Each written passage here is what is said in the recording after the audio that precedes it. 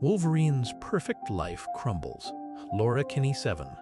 The romantic moment is abruptly shattered as a dark figure looms, its shadow casting a sinister presence, and a voice cuts through the air asking, "What are you doing here, bub?" Startled, Laura pushes Julian away, a mix of anger and embarrassment flooding her face as she snaps, "Back off." "Why am I so angry at Logan? I mean, Dad." Logan stands in the doorway, holding his glasses, and says, "None of that in front of the old man, okay?" Julian tries to defuse the situation, shaking Logan's hand. He tells him, "Sorry I'm early, Mr. Howlett. The GPS said it would only take 23 minutes to get here, and I couldn't wait to try your amazing smoked turkey." Logan replies, "Well, it's good to see you, Julian."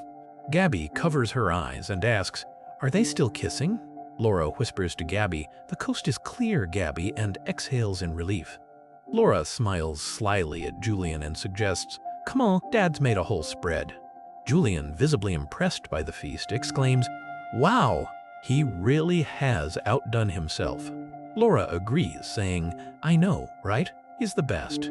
As the scene shifts, we see Logan in his Wolverine suit, claws extended, snarling. In a moment of contemplation, Laura is talking with herself. She whispers, "At what he does." She is broken up by Julian, who innocently asks Laura, "Can you help me get something from the car?" Laura, though distracted, replies quickly, "Huh, yeah, sure." Sensing something amiss, Gabby asks, "Dad?" Laura answers reassuringly, "Gabby? Be right back, just helping Julian outside." Outside, snow falls gently as Laura remarks, "I'd forgotten how much I loved the snow." Julian says, "It's beautiful." And she replies, "It's so pure, the cold air feels like it cleanses my soul." Julian gazes at Laura and exclaims, "You're beautiful, Laura," to which she responds, "You're biased," and he answers with, "Maybe?" Suddenly, Julian kneels, holding out a ring, and asks, "Laura Kinney Howlett, Julian, what are you? Will you marry me?" Suddenly, Logan and Gabby burst from the house with a banner that says, "Congratulations." Gabby yells, "Surprise!" Laura is shocked and says, "What?" Her claws extend, drawing blood. Looking at her claws, Laura says, "What are? This isn't right." "It's okay," Gabby says. "Gabby, you don't need these here. You don't need these here." Logan reassures Gabby, "She's right, baby girl." "Great, pull them back." Confused, Gabby asks, "But you said the Wolverine was fake. I made it all up. If that's true, then how?" Laura battles with her inner turmoil, feeling the weight of her past. "None of this is real. We're sorry, Laura." Standing between two shadows of her family, she says, "It's not your fault, Logan. It's not anyone's fault. This isn't my life." Logan says, "This could be your life, Laura. This could be your home, your family." Julian, his heart heavy, pleads, "Stay, Laura, please." But Laura, conflicted and torn, can only whisper, "I can't. I'm sorry, Julian, for everything." With a heavy heart, Laura walks away into the snowy night, her thoughts swirling. Of all the things I really did want out of life, a fiancé from a TV movie wasn't it. Don't get me wrong, everything here was perfect, but there's no such thing as perfect. I'd rather have the messy truth than a perfect lie. She continues, "I don't know what I should be more angry about, having to leave this world, or the fact that someone is manipulating me." As her claws extend, piercing the snow-covered ground, she whispers, "Whoever is making me feel this way doesn't know me that well, and they're going to pay for it." Roaring with primal fury, Laura unleashes her rage in a confined space, her claws tearing through the room, leaving a trail of destruction in her wake. Surrounded by her captors, one of the Badoon sneers, "You were strong against the brood, Wolverine, but you will not ruin our plans of conquest." The Badoon leader adds, "The Badoon? I haven't seen them in a while. We will create hybrids from your mutant cells and take our rightful place above all other Badoon castes." Laura retorts, "Your healing factor will make us unstoppable. I won't help you." One of the Badoon adds, "You are outnumbered. There is nothing you can do to stop us." With a fierce glare, Laura thinks, "That's what he thinks," and roars, ready for battle. In a flurry of action, Laura tears through the Badoon, her movements guided by pure instinct. She thinks to herself, "My mind is clear, but I react on pure instinct." Even if I wanted to stop, I don't think I could.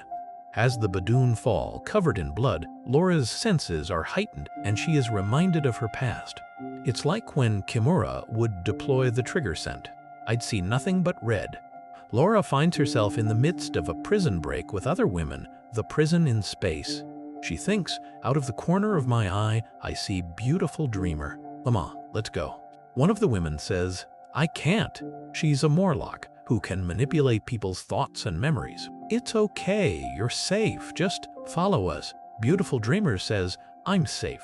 I'll just follow you. The Morlock is obviously sedated, and Laura thinks the Badoon obviously used her to keep me sedated, but I was never good at staying quiet for long. Laura then realizes that they're in space, thinking, I knew I'd need to be in space for the Badoon to have us, but I can't make heads or tails of where we are. Beautiful Dreamer says, Beautiful Dreamer had to have been forced to do this by the Badoon. They're an alien race that's in constant war with itself between the castes. Come on, Wolverine. I can explain later, but we have to get out of here.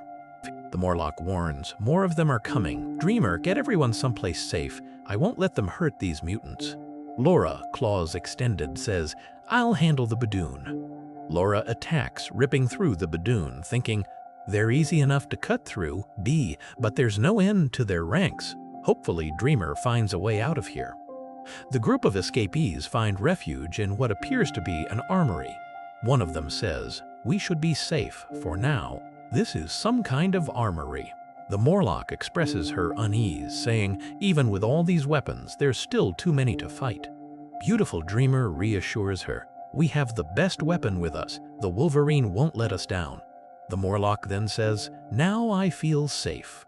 We won't need to fight the Badoon. This teleportal gun is our way out. With the teleportal gun activated, she asks, who wants to go home first? As the escapees begin to teleport, Laura tracks the fleeing women, thinking it's hard to track Beautiful Dreamer's scent because, well, I don't know if that scent is real. As the first women leave, others question, where's the other captive? Did the Badoon get them? They're home sweet home. I'm next, right? As the last of the women prepare to leave, Laura senses a shift in the air. Her claws extend. She hears a shout, hurry up, we have incoming.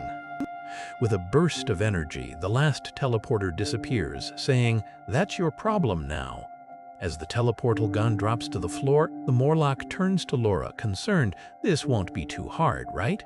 Laura responds, we have bigger issues at the moment. The Badoon close in, you will not get away, mutants. Undeterred, Beautiful Dreamer retorts, sorry, but we've got other plans. Laura lunges into the fray, her thoughts focused on protecting the others. If I have to cut through everyone on this ship, I will. But with luck, I'll just have to hold them off long enough for Beautiful Dreamer, now armed, calls out, Wolverine, let's go.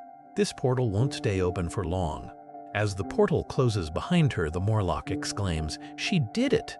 As the final escape, Laura and Beautiful Dreamer plummet through the closing portal, the Badoon screaming, we're going home! Suddenly, they find themselves free-falling above a city, and Laura shouts, whoa! The last of the Badoon plummets out of frame as Beautiful Dreamer remarks, Badoon parts, gross, and she lives in the sewer, so that's saying something. The Morlock then says, Laura, I want you to know that they made me put you in a trance. I was their prisoner too. I know, but why did you choose that place, those people, for me? I saw your desires, so I tried to give you the perfect life, and it was perfect, mostly. Beautiful Dreamer turns to descend into the sewer. Laura asks, wait, why are you going back down there? With a jump, she disappears into the sewer and tells Laura, down there's my home.